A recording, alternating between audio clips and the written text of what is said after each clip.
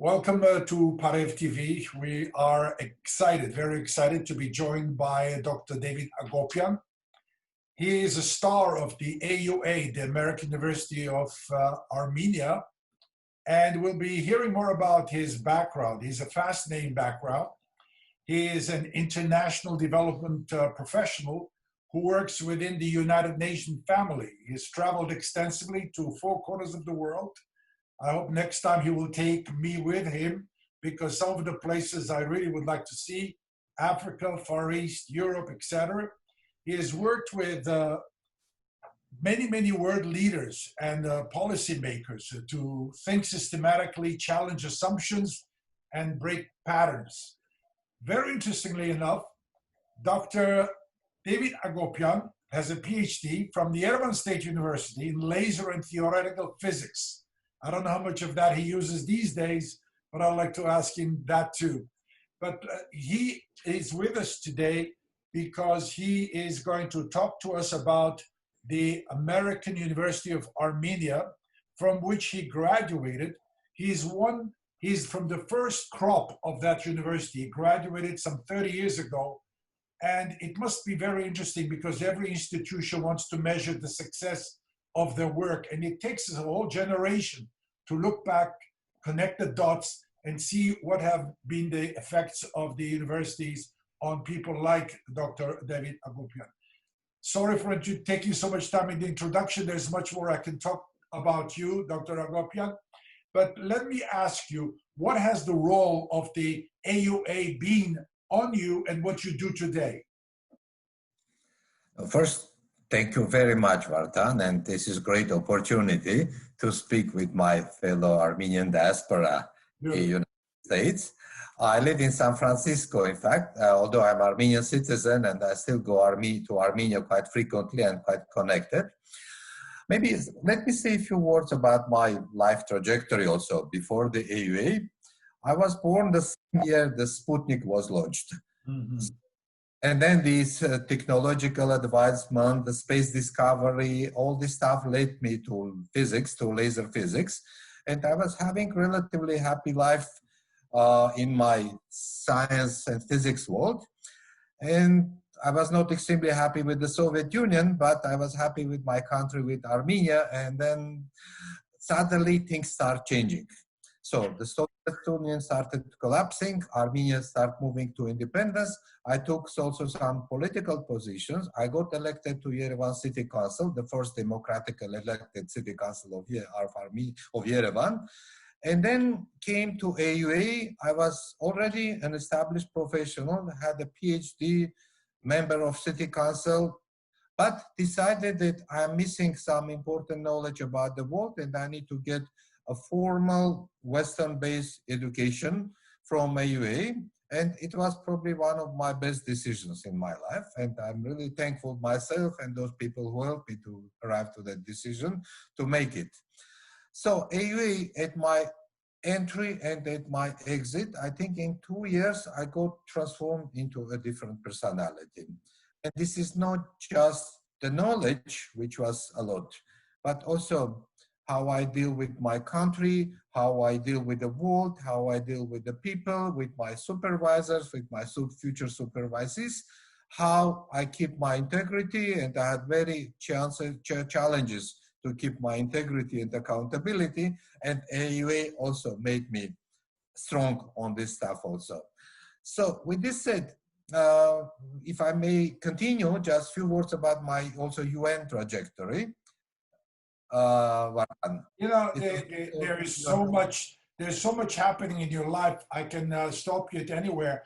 How does the theoretical physics affect you, what you are doing today? I also like to hear that, if that has any influence, or was it the degree in MBA in finance from AUA that really got you to where you are? Please.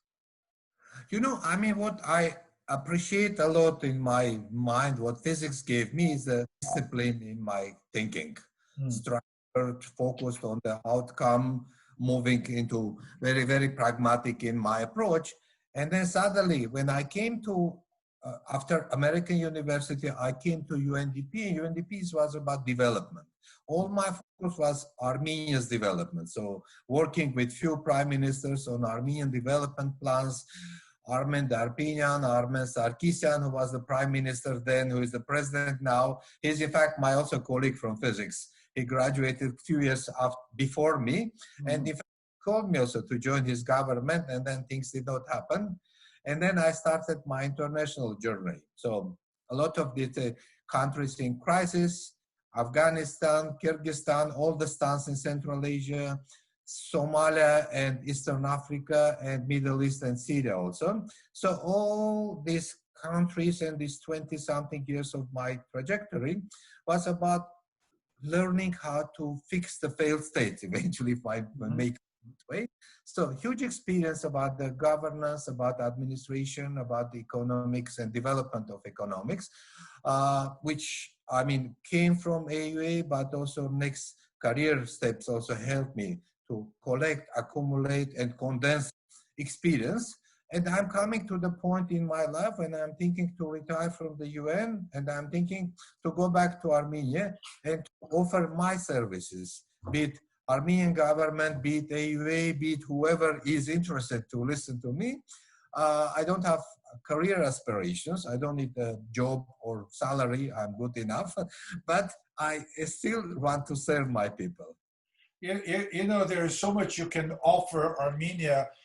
From what you see in all over the world with third world countries, with Middle Eastern countries, how do they compare with what Armenia can be? What do you see as a vision for Armenia? What is it that needs to be done? I reflected a lot on this, and I feel also there were a couple of other webinars which I was participating when we spoke about the Armenia, and in fact it's not just Armenia and Armenians in Armenia, but it's a broader Armenian world, so which is Armenia, Artsakh, and Armenian diaspora as a collective living entity, how we make it relevant nation for the 21st century. So network, connected, and in fact it's also important, it's no more diaspora just coming and helping Armenia, which we appreciated a lot, but this is the time when we together make ourselves stronger. So this is part of the vision. We, a global nation, Armenians.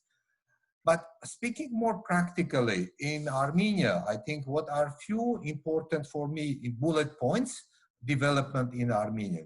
So it should become technologically advanced nation and innovation nation. I call it startup nation. So a nation of startups. So this is one important block transfer. And we have good ingredient, my laser background and many others in information technology, etc. So Armenia has a lot of foundational, let's say, ground for this. Second, I think, is this visionary leadership and accountable governance. We had, let's say, some challenges in forming our statehood, independent Armenia, soon will turn 30. And I think as Moises was saying, 40 years is enough, I mean, to change the mindset. We are getting to the point. We had some struggles, but we are hopefully getting there. So the third, I think, is Armenia and our region. And I think I call it how Armenia can become a soft power in the region. How Armenia can connect the Middle East with Russia and post-Soviet world, how Armenia can connect Iran and Europe, and more. So, and in fact, in our history, those who know this history well, and I really read a lot about Armenian history also, we have this ability. We maintain and preserve our identity as Armenians for a number of generations. At the same time, we are very adaptive. So learning, adjusting, etc. So we were like in between the East Wall and the West Wall, and we managed to connect them together. Silk Road, Armenians were one of the key traders, and how we can build on these skills, but in new virtually connected world also. Fourth point, for me, Armenia to become to open the doors and to become eventually a safe haven for all Armenians in the world. It's not about forcing them all to come. This is not possible and doesn't make sense, but wherever they need to have a shelter or heaven, I mean, we need to offer this to, now it is for Lebanese Armenians, it was for Syrian, for Armenians from Azerbaijan, etc., etc. So it is. And then the fifth point for me, which is connecting the past and the future, Armenia is really, I mean, I know Armenia nature really well. I travel to all possible villages in Armenia. So our historic heritage, our natural environment, and Armenia as a museum open under the open sky. So this concept need to be transformed into becoming a touristic attraction, which invite many people. We become a crossroad again, connecting the cultures, the nations, the regions. You know, what you are saying is very beautiful, and we might have heard it before, but I'm really surprised you don't mention the fact that Armenia is in a state of war with blockades with Turkey and Azerbaijan. How can we achieve all you were talking about without working towards peace also with the neighbors? I mean, it is not easy, and I understand the Turkey, especially in Azerbaijan, we had recent clashes also. But again, vision is not necessarily something which is easily achievable. It is take all the, because, and I lived like few years in Middle East. I know how much Syrians appreciate Armenians. I know how Jordanians appreciate Armenians. I know how much Russians and Ukrainians appreciate Armenians, Central Asians. Wherever you go, the moment you say, I'm Armenian, is like automatically expected. You are smart, you are a good human being, you can take us somewhere, etc., etc. So these are the advantages. We have the disadvantage. We have our historic issue with the Turkey, which is 150 years and maybe more longer old. We have Azerbaijan and the problem with Azerbaijan for the last 30 years and before also. So we need to find solutions there. But again, I mean, Iran, which is not easily seen by many as the most friendly nation, we have our special relations with Iran. Russia itself also has its own challenges. So Armenians, again, we can play smart and we can position ourselves smart. And also coming maybe back to AUA, I think what new President Markides came as a vision, I feel that her vision echoes really well the 5 points which I have in mind also. And I think to make Armenia center of excellence, center for education, and many other things, none of them is easily achievable thing. Israel did not have easy time to start with. If you compare like when it was in 1948, it was in a worse situation than we are Armenians. I mean, like hundreds, millions of like Arabic neighbors, none of them is friendly, and somehow they managed to progress and they are much more stronger economically, militarily, and as a nationhood than they were before. So we have some examples also which we can consider to think, but we have a future, and I think in fact 21st century, our heydays are ahead of us. You know, you mentioned the president of AUA, the American University of Armenia, Professor Karim Markides. And I guess you know what is beautiful about you is that you have moved forward, but you haven't forgotten your school, your education, the way you came from. And as you said, you may want to go to Armenia one day and contribute, not necessarily make money, but to contribute. What can you tell us about the president of AUA? I think this is, again, one of these important evolution of AUA also. When it was established 30 years ago when Armenia was transiting from planned economy to market economy, earthquake, post-earthquake recovery. So a different agenda for education excellence in Armenia. 30 years after, she came with 5 important priorities: technological advancement, leadership, environment, also health, education. So these are all critical ingredients for visioning the place for AUA within the future of Armenia also, and positioning it in that future. And one also important, AUA is not just the staff, the faculty, the students. It is also the 4,000 strong alumni, which we currently have 4,000 strong alumni. And we all, like today, we made our decision, the first graduate of AUA, to become one of these 200 change makers. We pledged and we committed already some money to contribute to AUA vision. And I think even one of our classmates, she made individual contribution. As a one change maker, as a class, we make a second contribution. So this is part of us giving back also to way, because, and not just because we got something, but because also we trust and we believe in the new vision of AUA. You know, along with you, there have been many, not many, how many graduates were there in the first year with you? 30, 40 or It was about 40. Yeah, 30. small group. And nowadays we have many more. My question is, people don't realize the baby steps AUA had to take initially to get where it is today. And now the reputation of AUA is so high above expectation that people are coming out and supporting it. Not only Louis Simon Manoukian came with $60 million or $20 million, but the smaller contributors these days are very, very much with AUA, supporting AUA because they believe in this institution. My question to you is, how can you look back and tell us about some of the problems the school had initially? What can you tell us about the 30 years ago, going back when you were a student? You know, I think I remember where was the Miran Akopyan, the founding president. Of course. He said, when I think or start something, I think like 100 years ahead of me. Absolutely. And this is, again, education university or education institute, you don't establish with 5 years like return time or whatever. You think about generations. And this is exactly the way it happened. And I should appreciate also the government of Armenia then. Petrosyan, the president of Armenia, who gave this beautiful building in the middle of Yerevan to AUA. And so this collective effort, the US government and the others and the diaspora, which came to support the idea. So it was a collective effort in a very different and difficult time for Armenia, for us also. No electricity, shortage and everything and stuff like this. And suddenly you think about like 30, 50 years future, and you invest in something which is not going to generate immediate return for you.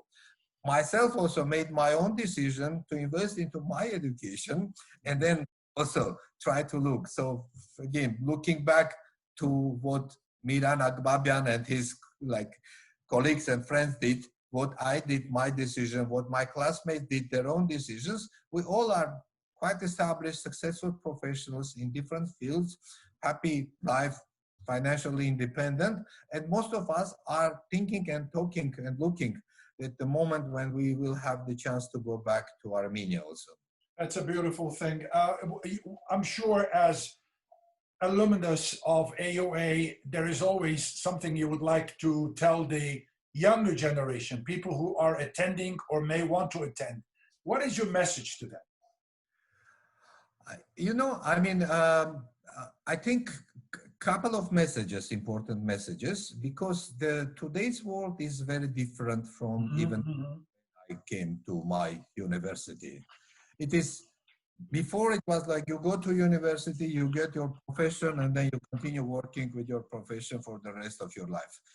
Today, professions change every 5-10 years. So it's not one-time education, but it is a constant lifelong effort for education. This is, I think, important, and they need to be ready. It's not just ticket for eternal like professional life, one university diploma. Second is also, I mean, we all need to focus on what we can give to our university, to our nation, to the world, not just to get something from university, from nation, from the world also. And eventually those who are thinking about giving, they get also more. It somehow happens, I don't know, this is some karma rules or whatever, but it happens in the best possible way. The good people whom I know many in my life, I mean, they were the ones who were giving more and they were getting also a lot also. And the last but not least, I think it's individually, we are just one human being. Collectively, networks of people. Build your network, build your relations, be it Armenian professional network, be it whatever other networks are. So if you have goals in your life, focus to build your network, and collectively you can really achieve much more. You know, one of the things Armenia has is a problem of exodus of people, losing people, brain drain. the best and finest are leaving Armenia, have left Armenia, and you may be among them. You are among the finest. My question is, how can we hold on to these people, people like you, to stay in Armenia? We, of course, want to create opportunities for people. We want to give jobs and security, etc. Are we working towards that? You know, in fact, I was thinking that COVID, in a sense, is offering interesting opportunity because this online education, online services, of services, of goods, etc., was gradually coming through, and suddenly COVID pushed all of us to. Now we are talking online. Many people are talking physically. If you are working, my son, for example, he works for Facebook, the other one works for Microsoft, and next generation or soon after, the people don't need to come to US to work for Facebook or Microsoft. You can be in Armenia. If you're a good professional, you can get the best possible job. So this change of realities is also helping us to minimize the brain drain, but to some extent you can minimize, to some extent you can manage. Yes, I left Armenia time ago, but I was always connected to Armenia. Well, first thing every day in the morning I was reading the news from Armenia. And so I was always connected, helping some of my relatives and families in Armenia also. So it's not just brain drain, which is a loss for Armenia. Brain moves from here to there. Some of them are coming back, some of them bringing businesses back, some of them bringing some networks back. So it is, again, part of this global Armenian community, which need to be better connected and be more productive for the new future which comes for the world. Dr. David Akopyan, Sigamezi Amar Angelzoren, Badive CZ խոսիլ, ուրախ ենք արիթ ունենալու, շնորհակալ ենք այդ ժամանակին, որ մեզ գուտակ։ Մենք իբրև արտասահմանի հայություն, մեր մտահոգությունը, գլխավոր մտահոգությունը երրորդություն ստեղծել Հայաստան, Ղարաբաղ, արտասահման։ Ադիգա լսած ենք։ Եվ գուզենք արտասահմանի եւ հայրենիքի միջև գամուրջներ ստեղծել, շինել։ Ժամանակին գոչեին ալոնք ոսկե գամուրջներ։ Մենք հիմա ոսկիով չենք ուզել, բարձրապես գամուրջներ ուզենք։ Արդյոք ճիշտ ընթացքի մեջ ենք եւ ինչ է կարող անել, աշուտ հայերենով ուզենք պատասխանեք հայախոս դարին համար։ Հայերենով մեծ հաճույք։ Հարաբերությունը ուզեմ շեշտեք։ Մայրենի լեզուն է եւ իսկապես այդ կամուրջների մասին ես շատ եմ մտածում ու տարբեր վեբինարներում հիմա խոսում ենք։ Օրինակ, ես ինքս Տոշակի կգնամ եւ կվերադառնամ շուտով Հայաստան ու հուսով եմ օգտակար կլինեմ։ Ես համոզված եմ կան տասնյակ հազարավոր կայացած հայ մասնագետներ, որոնք հասնում են կյանքի այն տարիքին, որ կուզենան Տոշակի գնան, բայց կարող են գնալ նաև Հայաստանում ապրել եւ օգտակար շարունակել կյանքի մարդիկ երկար են ապրում, այսօր Տոշակի գնալուց եւ դրանից հետո մոտ 20-30 տարի մենք դեռ կարող ենք ունենալ։ Եվ դա կարելի է անել Հայաստանում շատ գեղեցիկ միջավայրում, գեղեցիկ հաճելի սնունդով, լավ մարդկանցով շրջապատված եւ շարունակել օգտակար լինել եւ նաեւ շատ ավելի էժան պայմաններում ապրել։ Դա բազմաթիվ հայ ուսանողներ արտասահմանում մեծացած ծնված կարող են Հայաստանում ինտերնշիպներ ունենալ, կարող են գնալ, աշխատել, սովորել, մասնագիտություն ձեռք բերել։ Հայեր բազմաթիվ հայեր կան բժիշկներ, իրավագետներ, տնտեսագետներ եւ այլն, այդ իրանց բոլոր նետվորքները, որ ես ասում եմ, դա նաեւ մաս է կազմում այդ խնդրի։ Նետվորքի իմ տեսակետից դա կամուրջ է, մասնագիտական կամուրջ է, որ հնարավորություն է տալիս մարդկանց կապվելու։ Ինչպես կլինի, ինչպես Սփյուռքի հայերը կարող են մասնակցել Հայաստանի գործերին, ինչպես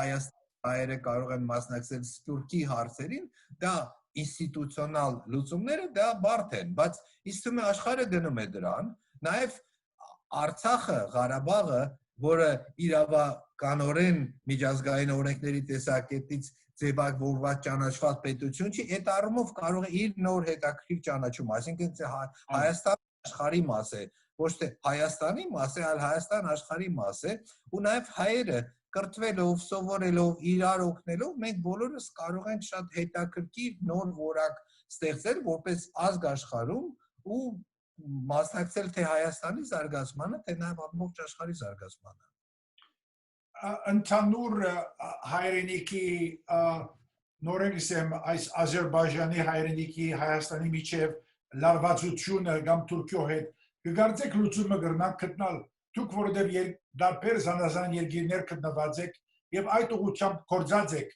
որոշ անձերու հետ ինչ է բագասի ինչ է որ գրնանք օգտագործել ինչի ուշադրություն պետք է տանք որովհետեւ այդ իրականացնենք այդ վիճակը։ Գիտեք ինչ, ես շատ կոնֆլիկտների հետ եմ առիթ ունեցել, այո, սարսափելի խնդիրների կծիկա ու լուծումը շատ դժվար է։ Սոմալիան քաոս դժոխքի նման երկիր է, խաչա չնայած դրախտային էր ժամանակին եղել։ Սուրիան նաև Սուրիա եղած է։ Հա, իսկ Սիրիան, որտեղ ես 2-3 տարի ապրել եմ, այնքան խնդիրներ կուտակված, այսինքն նույնը Հայաստանը եւ մեր խնդիրները Թուրքիայի հետ, Ադրբեջանի հետ։ Ես ունեմ բավականին գոլեգաներ, թե Թուրքիայից, թե Ադրբեջանից, խոսում ենք, քննարկում ենք։ Միանշանակ, այսօր վա վիճակով անմիջական լուծում չի երևում ու քայլերը պետք է անել, այսինքն դա կտևի գուցե 10 տարի, գուցե 20 տարի, չգիտեմ։ Ինչ որ քայլ առ քայլ ժամանակ է պետք։ Ես նաեւ իմ լուծումներից մեկը նաեւ որ ես պետություն, սահմաններ եւ այլն, եթե մենք խոսում ենք գլոբալ լուծումների մասին, այսինքն վիրտուալ տարածքում դրանք շատ ավելի քիչ արտահայտված են եւ քայլ առ քայլ սկսենք լուծումներ փնտրել, գուցե մասնագետների մեջ, գուցե ինչ որ տարբեր հարցերի շուրջը կարող է լուծումներ լինել, բայց իհարկե շատ խելոք մարդիկ փորձել են այդ հարցերը լուծել, այսօրվա վիճակով ցավոք դեռ լուծում չի ու ես չեմ ուզում ասել որ բոլոր թուրքերը չարստոր անձնավորություններ են կամ բոլոր ադրբեջանցիները շատ լավ նույնիսկ իմ թուրք շատ լավ գոլեգաներից մեկը ասեց որ Հրանտ Դինկի սպանության օրը իր երկու երեխաների հետ ինքը դուրս էր եկել ցույցի եւ ասում էր մենք էլ ենք հայ մեզ էլ սպանեք ու շատ ուրիշները նաեւ էլի նույնը Ադրբեջանում ես համոզված եմ կա այդ ուժերը, որոնք կոնստրուկտիվ, որոնք ուզում են լուծում գտնել։ Բայց կա այսօրվա քաղաքականություն, կա դժվարություններ ու ցավոք աշխարհում դեռ շատ կոնֆլիկտներ կան, եւ դրանցից մեկը մեր կոնֆլիկտն է մեր երկու հարևանների հետ։ Dr. David Akopyan, we are once again very proud of you. We thank you for giving us the time. And also I would like you to, if you have anything in closing, in English or Armenian. So I really want to thank those diaspora Armenians who contributed to AUA. Oh. I'm really one of those beneficiaries out of those contributions. Like 30 years after I came with my own, let's say, background, interest, and I'm myself contributing now to the next generation of AUA. And then I'm trying to preach to those generations also that when their time comes, they also expect to contribute. So this chain of giving back contribution is really important. But those people who in 1990 made decision to donate something for AUA, they were really visionaries who helped for many of us to find a new quality life. Thank you so much. At least two of them, we should remind ourselves, two of them is Dr. Miran Agbabyan and Louisimo Manoukian, at least two of them. Exactly. There could be many more, I'm sure there are many more, but at least these two have to be mentioned because they are the visionaries, as you said. We thank you, we wish you all the best, and we hope to meet you one day in person in New York, New Jersey area. Thank you. Thank you, Vartan, and I really appreciate this conversation. Thank you all. All the best.